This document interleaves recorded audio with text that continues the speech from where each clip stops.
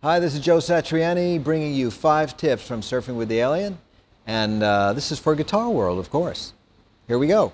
The first tip is the opening break in Surfing with the Alien. It's a solo in C-sharp Phrygian, and it starts with a pick hammer-on way up the top of the neck. Goes something like this.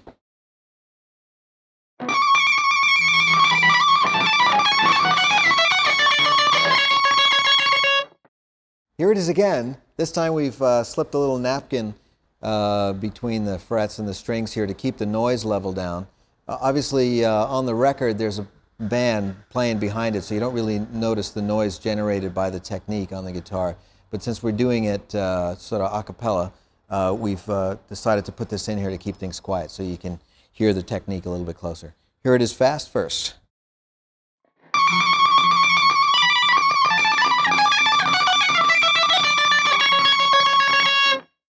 And here it is slow.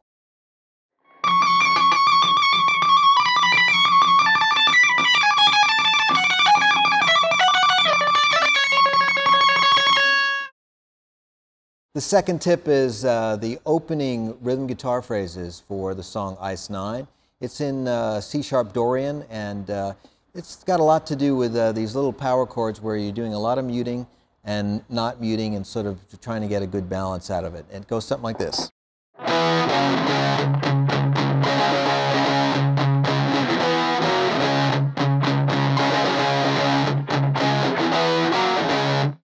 Here it is slow.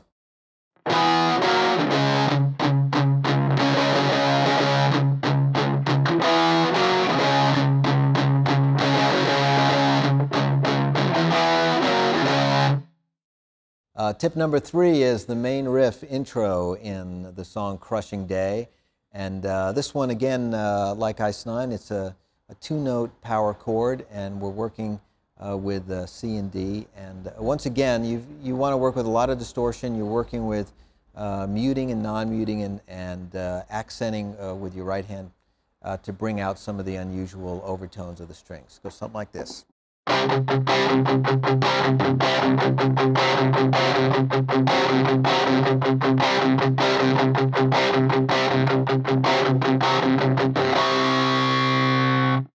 I'll do it slow.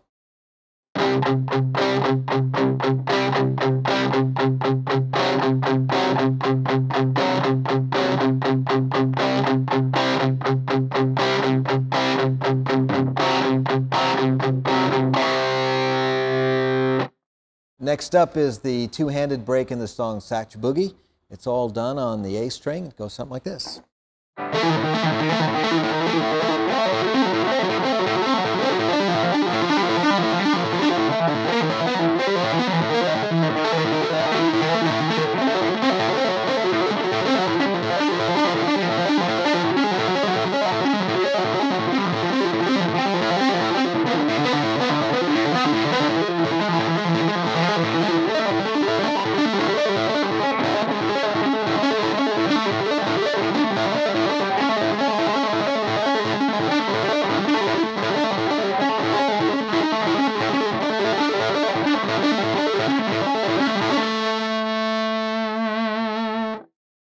Overall, this technique involves tapping and pulling off all on the A string, using your both hands.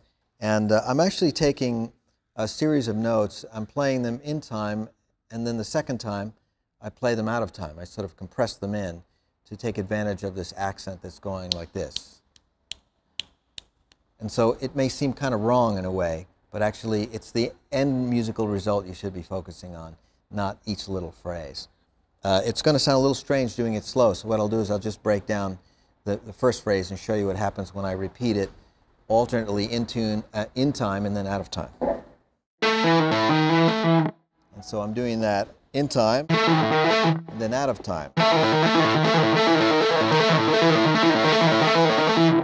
When I come up here, by the way, I'm starting with an A with a flatted fifth, then I go up to an A diminished.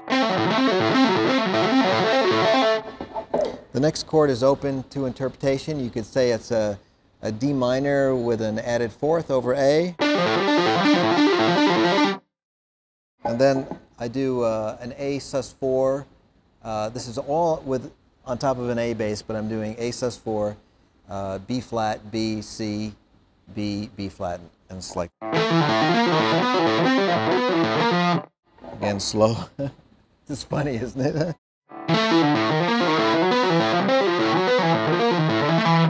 I'll repeat the first part again.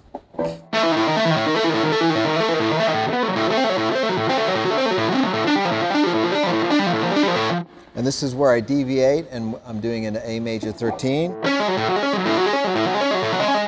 Doing the D minor 7 with an added fourth over A.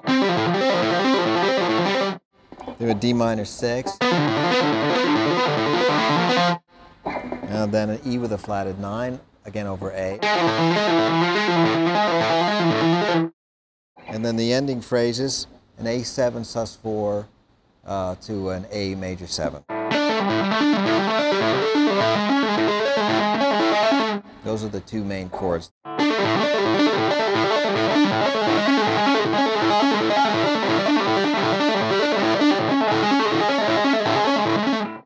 For the third time through, I add some other notes for each chord that are part of the scale. For the A sus4, it's A mixolydian, and for the A major 7th, it's A Lydian. So for the first chord,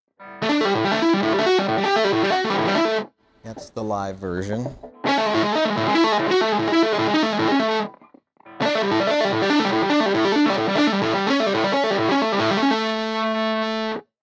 Two phrases that end the piece stay in A mixolydian.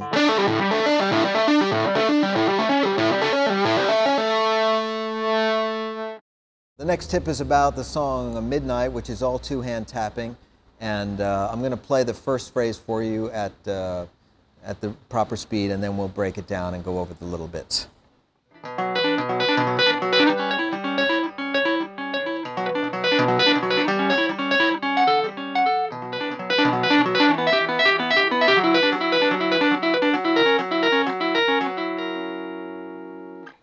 So first up is the B minor chord.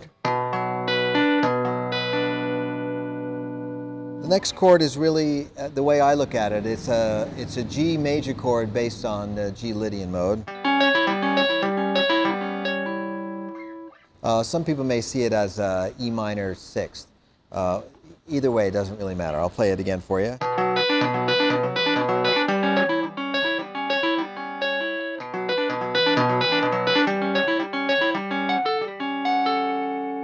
When I add those two upper partials, again, if I'm thinking of it as a G chord, I'm adding the major 7th and the 9th, and that just adds a little upper harmonic information before I go to the next two chords, which are B minor and E minor.